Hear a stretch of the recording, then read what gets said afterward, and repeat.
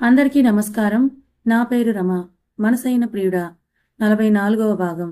రచయిత తనూషా రెడ్డి గారు. చూసారా నాన్న, సేమ్ యాటిట్యూడ్ అని గోవర్ధన్ గారంటే అవునని నవ్విన హరిచంద్ర గారు ఇలా రా నాన్న అని చేతులు చాపి దగ్గర తీసుకున్న హరిచంద్ర, ఈ ఇల్లు నీకు నచ్చిందా నాన్న అని అడుగుతారు. నచ్చింది తాతయ్య గారు. మీరు Dev uncle same to same ఉన్నారు. కాకపోతే మీకు బిగ్ మీసం ఉంటే అంకుల్కు నో అని మీసం పట్టుకొని లాగుతాడు విహాన్. చిన్నగా నవ్విన దేవ్ హన్షిక కోసం హాల్ మొత్తం చూస్తూ బెడ్రూమ్కి నడిచి డోర్ ఓపెన్ చేసి చూశాడు. అప్పుడే ఫ్రెష్ అయ్యిందేమో. హన్షిక బాల్కనీలో రైలింగ్ దగ్గర నిల్చొని తడి జుట్టుని అలాగే వదిలేసి బయటకు చూస్తూ నిలబడింది హన్షిక.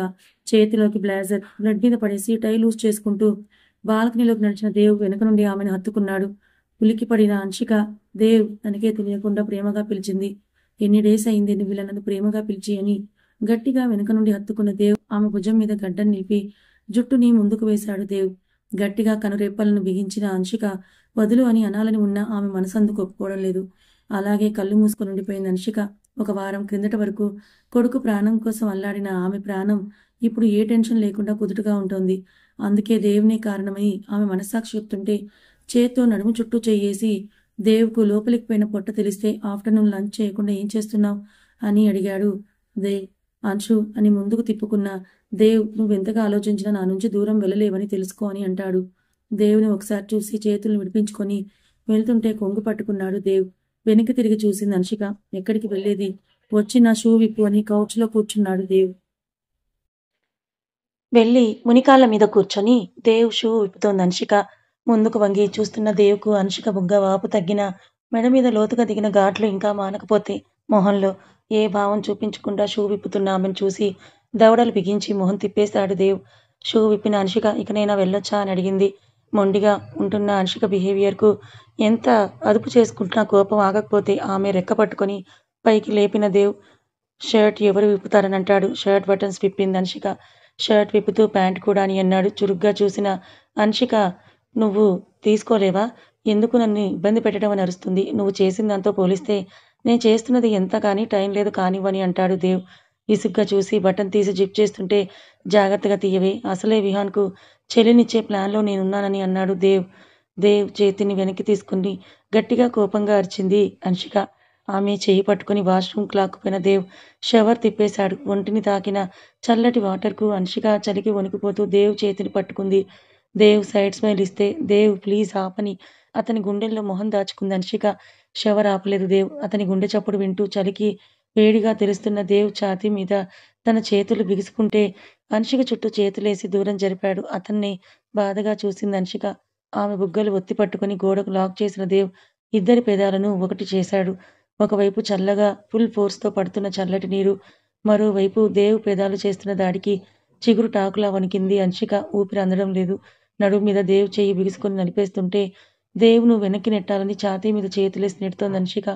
ఆమె రెండు చేతుల్ని పైకెత్తి గోడ కదివి పెట్టిన దేవ్ ముద్దులో వేగాన్ని పెంచుతూ కింద పెదవిని డీప్గా కిస్ చేసి కసుక్కున పండు దింపాడు దేవ్. నొప్పికి కళ్ళు గట్టిగా బిగించింది హన్షిక.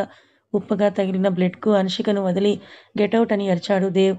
ఊపిరి ఒక్కసారిగా అందడంతో దేవుని చూస్తూ భారంగా శ్వాస తీసుకుని నెమ్మదిగా అడుగులేసి బయటకు నడిచిన హన్షిక ఏసీ చల్లదనానికి ఇంకా వణికిపోతూ బెడ్ కింద పడిపోయింది.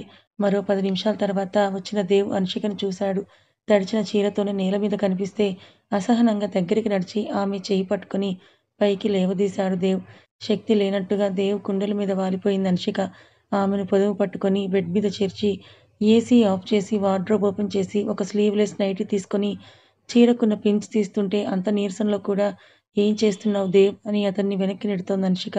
కొట్టానంటే ఈసారి డైరెక్ట్గా కోమాలోకే పోతావని కసిరిన దేవ్ ఆమె నుండి చీరను దూరం చేసి బ్లౌజ్ హుక్స్ కూడా లాగేశాడు. హన్షికకు కళ్ళు మూతలు పడుతుంటే దేవ్ ఛాతీ మీద చేసి వెనక్కి వాలిపోయింది. నగ్నంగా హన్షికను చూస్తున్న దేవ్లో ఏ ఫీలింగ్స్ లేవు, రావు కూడా. నైటీ వేసి తడిగా ఉన్న జుట్టుకు డ్రయర్తో ఆర్పిన దేవ్ పడుకోకిప్పుడే అని తను డ్రెస్అప్ అయ్యి కిందకు నడిచి కొడుక్కి తినిపించి హన్షిక కోసం డిన్నర్ తీసుకొని పైకి నడిచాడు. బెడ్ మీద చలికి ముడుక్కొని అటు తిరిగి పడుకుంది హన్షిక. ఆమె మీద కన్న కొడుకుని దూరం చేసినందుకు ద్వేషం తగ్గుకుంటే ఆమెను బాధ పెడుతూ తను కూడా బాధపడుతున్నాడు దేవ్. బాధ పెడుతున్నది అతనే, ఆమెను బాధలో చూడలేనిది అతనే. ప్లేట్ టేబుల్ మీద ఉంచి అంశు అని ఆమె బుగ్గ తట్టాడు దేవ్. చేతికి తెలిసిన వేడికి నెక్ దగ్గర చెయ్యి పెట్టి చూశాడు దేవ్. కుంపట్ల ఒళ్ళు కాలిపోతుంటే వెట్ క్లాత్ ఆమె నుదిటిపై ఉంచి కొడుకుని తండ్రి గదిలో పడుకోబెట్టి పాల గ్లాస్ తీసుకొని మళ్ళీ బెడ్‌రూమ్‌కొచ్చాడు దేవ్. జ్వరం తగ్గకుంటే కబోర్డ్ నుంచి టాబ్లెట్ తీసి అంశు అని ఆమె బుగ్గలను తడుతూ లేపాడు దేవ్. అతని భుజాన్ని ఆసరాగా చేసుకొని హన్షిక కళ్ళు తెరిస్తే పాలు చుక్క చుక్కగా కష్టంగా తాగించిన దేవ్ టాబ్లెట్ వేసి ఆమెను పడుకోబెడతాడు.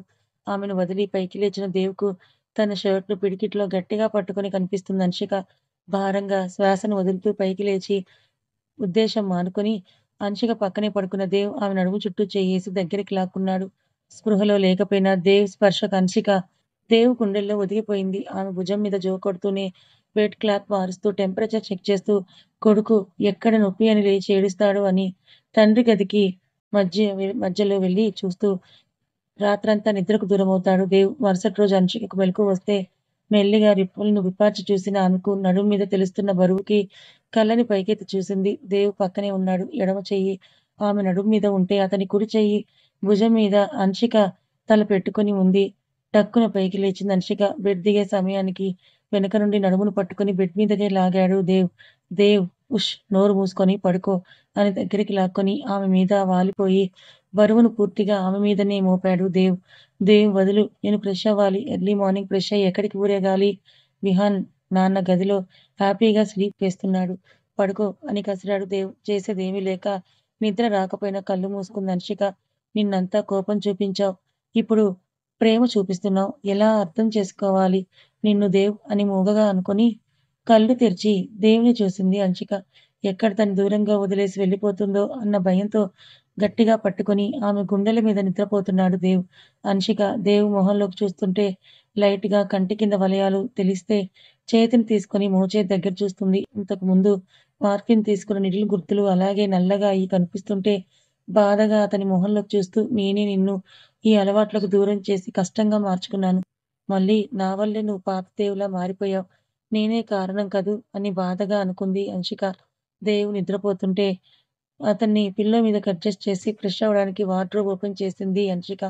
లాస్ట్‌లో పెళ్లి ఆల్బమ్‌తో పాటు గోడకు ఉన్న విహాన్ చూడకూడదని తీసిన ఫోటోస్ కనిపిస్తే ఆల్బమ్ చేతిలోకి తీసుకుంది హన్షిక. దేవ్ నవ్వుతూ ఆమె కాళ్ళకు మెట్టెలు తొడుగుతుంటే ప్రపంచంలోని సంతోషం అంతా ఆమె మొహంలోనే కనిపిస్తోంది. ఇంకో పేజీ తిప్పిన ఆమెకు దేవ్ ఆమె మెడలో తన వేళ్లతో తాళి కడుతుంటే సాగిన పెదాలతో కళ్ళల్లో చిరుతడితో తల వంచుకుంది హన్షిక.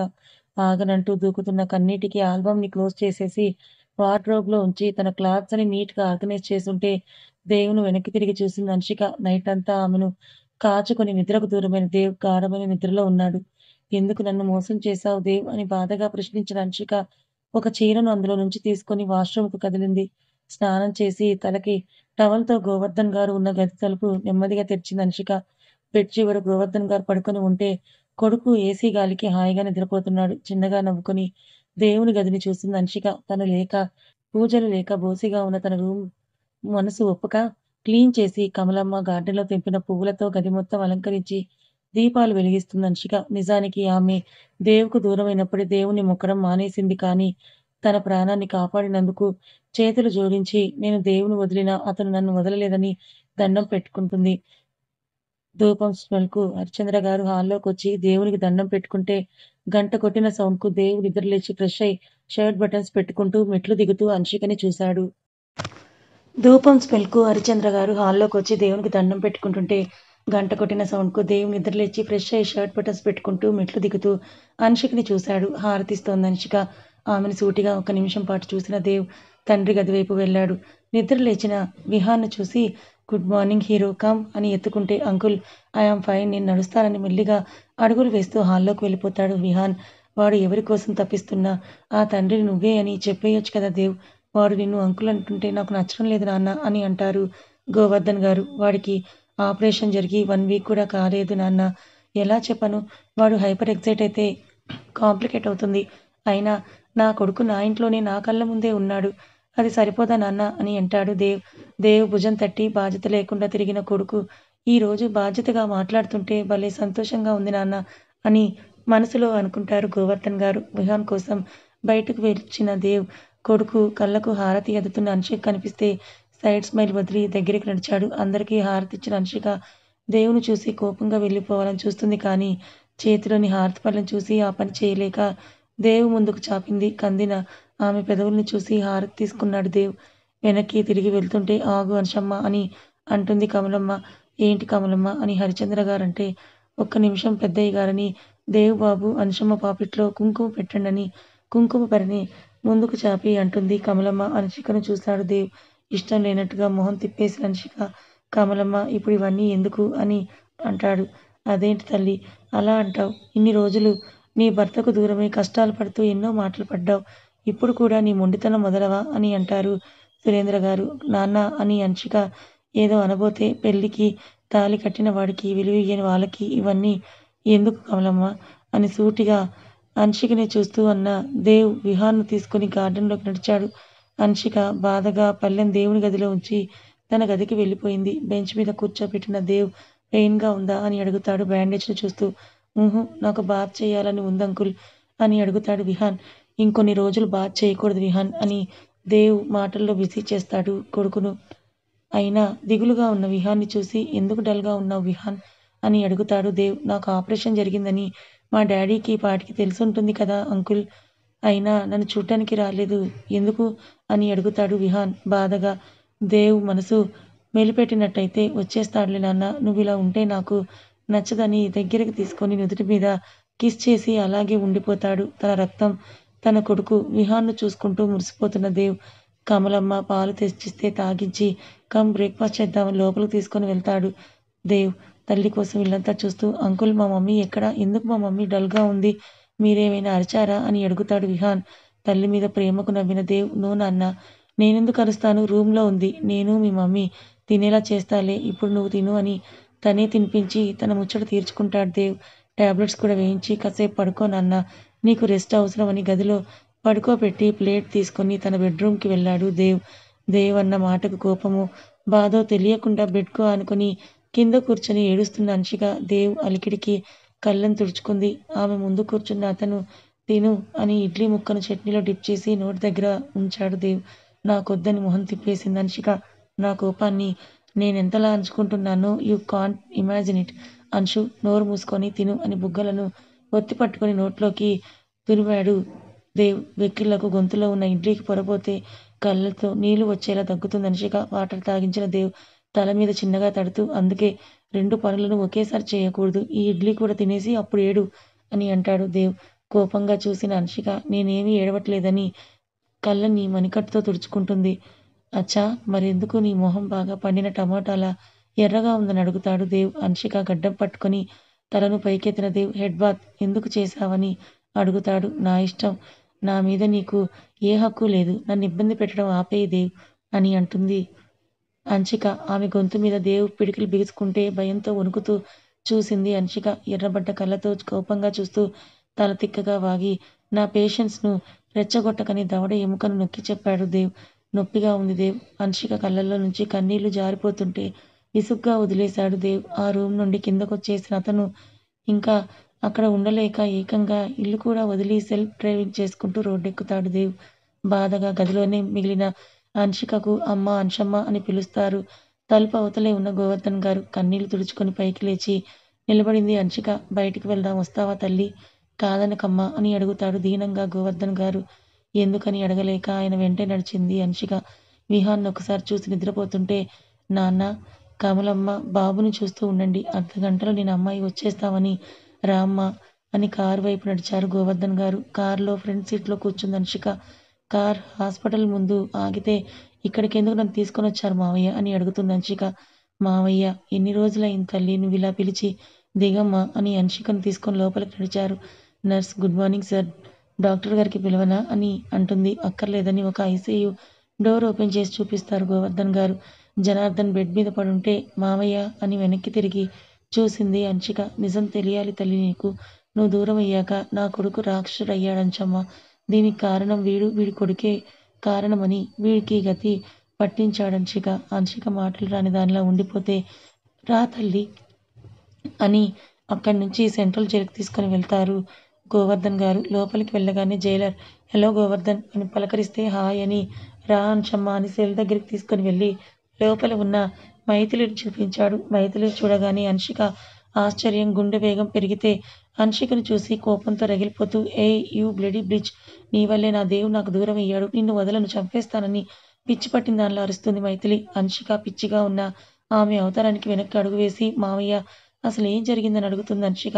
చెప్తాను తల్లి, ముందు పద అని అక్కడి నుంచి బయటికి తీసుకొని వస్తారు గోవర్ధన్ గారు. నువ్వు వెళ్ళిపోయాక మీడియా వాడిని టార్గెట్ చేసింది తల్లి. అందుకు కారణమైన వీళ్ళను బ్రతకనివ్వకూడదని ఫిక్స్ అయ్యాడు దేవ్. కోర్టులో మైథిలి కడుపులో పెరుగుతున్న బిడ్డ తన బిడ్డ కాదని, ఆ నితీష్ బిడ్డ అని రుజువు చేశాడు. మైథిలి మీద ఆడపిల్ల అన్న జాలి కూడా లేకుండా బ్రోతల్ కేసు పెట్టించాడు. కోపంతో దేవ్ మీద పిచ్చితో సూసైడ్ అటెంప్ట్ చేసింది. బిడ్డ కడుపులోనే చనిపోయింది తల్లి. ఇంకా ఆ జనార్దన్ను కొట్టిన దెబ్బలకు కోమా స్టేజ్లో ఉన్నాడు. తప్పు చేశావు వంశమ్మ. ఒక వారం రోజులు నువ్వు ఓపికతో ఆగుంటే ఈ రోజు మీ ఇద్దరి మధ్య ఈ 3 ఏళ్ల దూరం వచ్చుండేది కాదు. నా మనవడి ఆలనా పాలన మేము మిస్ అయ్యేవాళ్ళం కాదు. నాన్న నువ్వు లేక బెంగ పెట్టుకున్నారు. ఆయనకు ఆపరేషన్ జరిగింది. దేవ్ మునుపటిలా మారిపోయాడు. డే టైం ఒక మనిషిలా పనిచేసేవాడు. రాత్రైతే బార్లు పట్టుకొని తిరిగేవాడు. డ్రగ్స్ ఎక్కువగా యూజ్ చేయడం మొదలుపెట్టాడు. అన్షు ఈ పేరు మాత్రమే వాడి నోటి నుండి వచ్చేది. రాత్రైతే అమ్మలా వాడి అవసరాలు చూసుకున్నన్ని చీరను గుండెకు కత్తుకొని నిద్రపోయేవాడు. ఇదంతా ఎందుకు చెప్తున్నానంటే ఇంకా దూరం వద్దు తల్లి. చిన్నప్పటి నుంచి నా కొడుకుని చిన్న కష్టం కూడా రాకుండా నేను, నాన్న చూసుకున్నాం. వాడిలా తనలో తనే కుమిలిపోతూ ఉంటే తండ్రిగా నా గుండె నలిగిపోతోంది. దేవ్ ఏ తప్పు చేయలేదు తల్లి. ఇదంతా నిన్ను, నా కొడుకుని వేరు చేయడానికే ఆ జిత్తులు మారి నక్కలు చేసిన పని ఇది. ఇప్పుడైనా వాడితో ఒక్కసారి ప్రేమగా మాట్లాడు వంశమ్మ కన్నీళ్లతో అంటారు గోవర్ధన్ గారు. అంతా బొమ్మలా విన్న హన్షిక కళ్ళు తెరిచి కింద పడిపోతుంది. పడకుండా పట్టుకున్న గోవర్ధన్ గారు అమ్మా అంశమ్మ అని బుగ్గలు తట్టి కారులో కూర్చోబెట్టి వాటర్ బాటిల్ని ఇస్తారు. మావయ్య నన్ను ఇంటికి తీసుకుని వెళ్ళండని కన్నీళ్లను ఆపుకుంటూ అన్నది హన్షిక.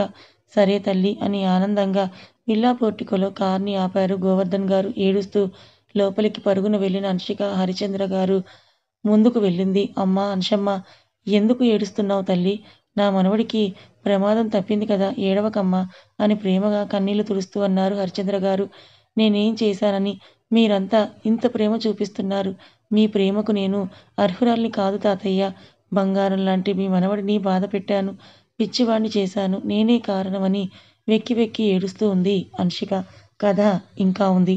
మొత్తానికి హన్షికకు దేవ్ ఏ తప్పు చేయలేదని నిజం తెలిసింది. మరి దేవ్ హన్షికని క్షమిస్తాడా? హన్షిక తన తప్పు తెలుసుకుంది కాబట్టి దేవ్ హన్షిక ఇదివరకట్లా ప్రేమగా ఉంటారా? మైథిలి జనార్దన్లకు శిక్ష పడింది కానీ నితీష్ తప్పించుకున్నాడు కదా. ఆ నితీష్ చేతిలో మళ్ళీ దేవ్ హన్షికల జీవితం ఏమవుతుంది తెలుసుకోవాలనుకుంటే ఛానల్ని ఫాలో అవ్వండి. కథ నచ్చితే లైక్ చేయండి. Thank you so much.